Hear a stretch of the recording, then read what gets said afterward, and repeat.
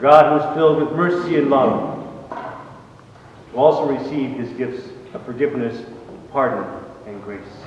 In the last 10 years, the faith have really increased our people.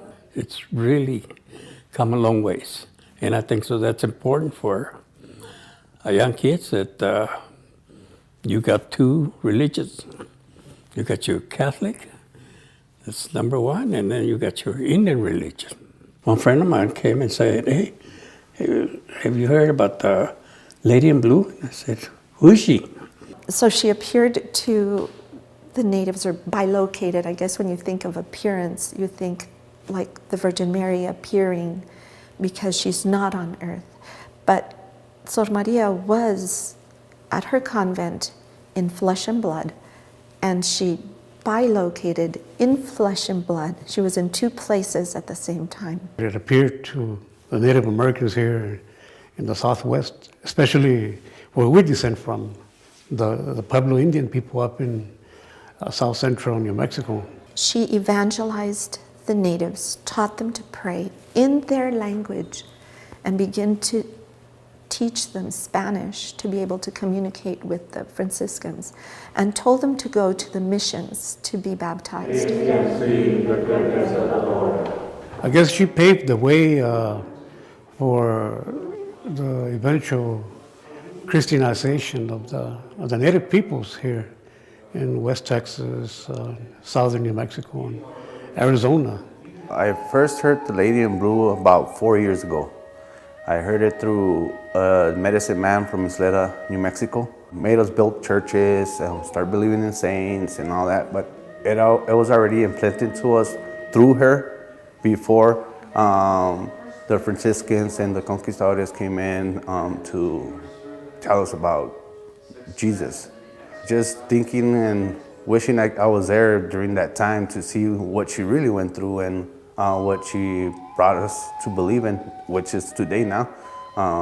We have our church here in Ysleta de Sur Pueblo. It's one of the oldest missions in Texas. It was built in 1682 after a couple of months after the Pueblo Revolt happened. So I'm just putting everything together and I'm like, oh man, this is something new to me. And it's great to know that there's history throughout the Southwest Texas and New Mexico. So Father Chiquin went to Paint Rock, which is outside of San Angelo, to see proof of Sor Maria's apparition or bilocation in the New World.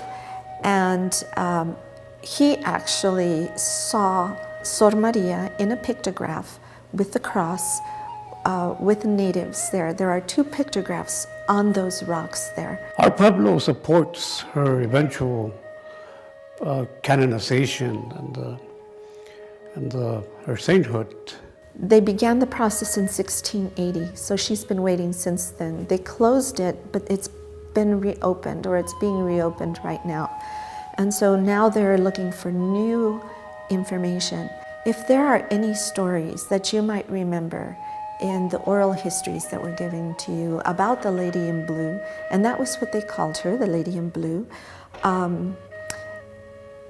it would be really important for you to bring them either to me or to the diocese so that we can collect all of this information for Father Chiquin for the postulate at the Vatican, because we are looking for miracles, we're looking for any other stories of her bilocation, even after her death, if there were any apparitions. I'm just hoping for the best that she does get canonized and everything, and to knowing that she walked through these same footsteps I'm walking through here in Ysleta all the way down to San Angelo, so that's good to know.